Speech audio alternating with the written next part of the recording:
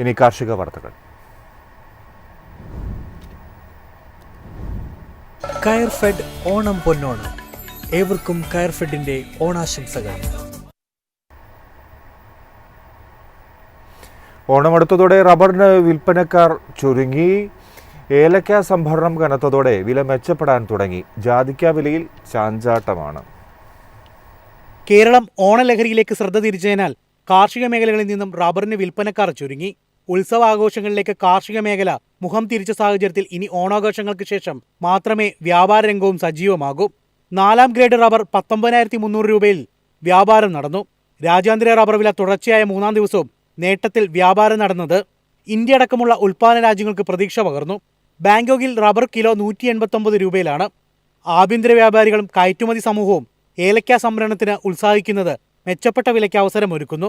ശരാശരി ഇനങ്ങളെ കിലോ 2,500 രൂപയ്ക്ക് മുകളിൽ നിലനിർത്തി. ഉത്സവ സീസണായതിനാൽ ഇടപാടുകാർ പരമാവധി ചരക്ക് ശേഖരിക്കാൻ രംഗത്തുണ്ട്. ഉൽപ്പാദന മേഖലയിലെ ഇന്നലെ നടന്ന 2 ലേലങ്ങളിലായി മൊത്തം 1,85,000 കിലോ ഏലക്ക വിൽപ്പനയ്ക്കിറങ്ങി. ഇന്നലത്തെ ലേലത്തിൽ വരവ് 1.5 ലക്ഷം കിലോയ്ക്ക് മുകളിലാണ്.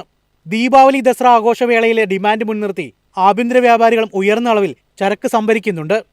അറബ് രാജ്യങ്ങളിൽ നിന്നും യൂറോപ്യൻ വിപണികളിൽ നിന്നും ഇന്ത്യൻ ഏലത്തിന് ആവശ്യക്കാരുണ്ട്. ഉത്തരേന്ത്യൻ വ്യവസായികളും ചില കയറ്റുമതിക്കാരും ജാതിക്ക സംഭരണത്തിൽ കാണിച്ച തണുപ്പൻ മനോഭാവം ഉൽപ്പന്ന വിലയിൽ നേരിയ ചാഞ്ചാട്ടത്തിനിടയാക്കിയിട്ടുണ്ട്. സംഭരണ രംഗത്ത് നിന്നും അകന്ന വിപണിയുടെ അടിയൊഴുക്ക് വിലയിരുത്തുകയാണ് ഇടപാടുകാർ. വ്യവസായികൾ കഴിഞ്ഞ വാരം വരെ ഉയർന്ന അളവിൽ ജാതിക്കയും ജാതിപത്രയും ശേഖരിച്ചിരുന്നു. വിദേശ ഓർഡർ മുൻനിർത്തിയുള്ള വാങ്ങലുകളും നേരത്തെ നടന്നിരുന്നു. ജാതിക്ക തൊണ്ടൻ കിലോ 280 രൂപയിലും ജാതിപ്പരിപ്പ് 570 രൂപയിലും വിപണനം നടന്നു. News desk Myfin TV. പാട്ടഭൂമിയിൽ കൃഷി ചെയ്യുന്ന കർഷകർക്ക് ലൈസൻസ് നൽകാൻ സംസ്ഥാന സർക്കാർ അടുത്ത നിയമസഭാ സമ്മേളനത്തിൽ ബില്ല് കൊണ്ടുവരും. സംസ്ഥാനത്ത് പാട്ടഭൂമിയിൽ കൃഷി ചെയ്യുന്ന കർഷകർക്ക് ഇനി ആശ്വസിക്കാം. പാട്ടകൃഷിയെ നിയമത്തിന്റെ കീഴിൽ കൊണ്ടുവന്ന് അതുവഴി സ്വന്തമായി ഭൂമിയില്ലാത്ത കർഷകർക്കും കാർഷിക വായ്പ ഉൾപ്പെടെയുള്ള ആനുകൂല്യങ്ങൾ നൽകുകയാണ് ലക്ഷ്യം. കൂടുതൽ എളുപ്പത്തിൽ കർഷകർക്ക് വായ്പകൾ സ്വന്തമാക്കാം. അടുത്ത നിയമസഭാ സമ്മേളനത്തിൽ ബില്ല് അവതരിപ്പിക്കും. പാട്ടത്തിന് കൃഷി ചെയ്യാൻ നൽകുന്ന ഭൂമി തിരികെ കിട്ടുമോ എന്ന ആശങ്ക ഭൂവുടമകൾക്കുണ്ട്. പുതിയ നിയമം വരുന്നതോടെ ഈ ആശങ്ക മാറും. ലൈസൻസ് അനുവദിക്കുമ്പോൾ പ്രത്യേക നിബന്ധനകൾ വഴി ഭൂമിയുടെ മേൽ ഉടമയുടെ അവകാശം ഉറപ്പാക്കുമെന്നും ഔദ്യോഗിക വൃത്തങ്ങൾ വ്യക്തമാക്കുന്നു. ഈ ലൈസൻസിനെ ഔദ്യോഗിക രേഖയായി കണക്കാക്കും. കർഷകർക്ക് ഭൂവുടമയുടെ രേഖകളില്ലാതെ തന്നെ കാർഷിക വായ്പ, വിള ഇൻഷുറൻസ്, സബ്സിഡികൾ തുടങ്ങിയവ വിവിധ ആനുകൂല്യങ്ങൾ ലഭിക്കും.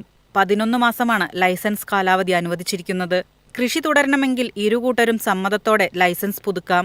News desk Myfin TV.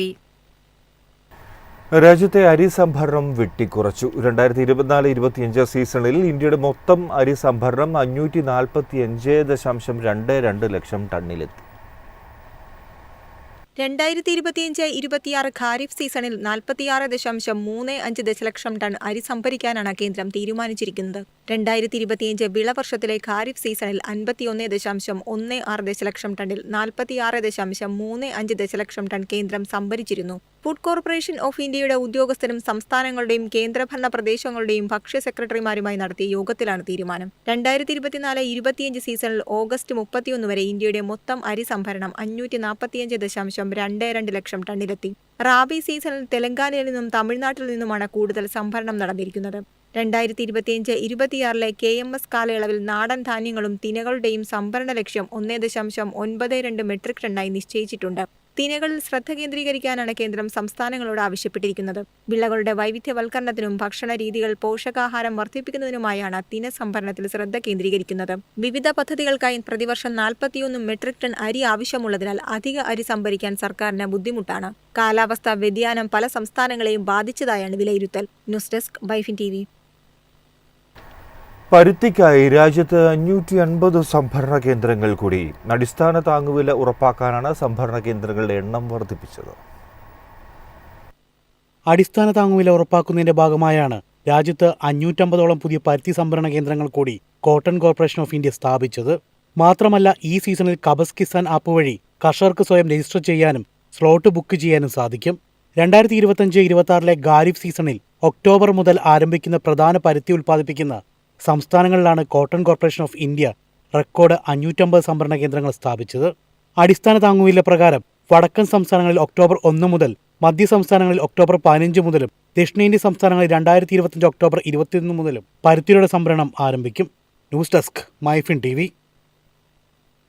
ഇനി കമ്പോള നിലവാരം.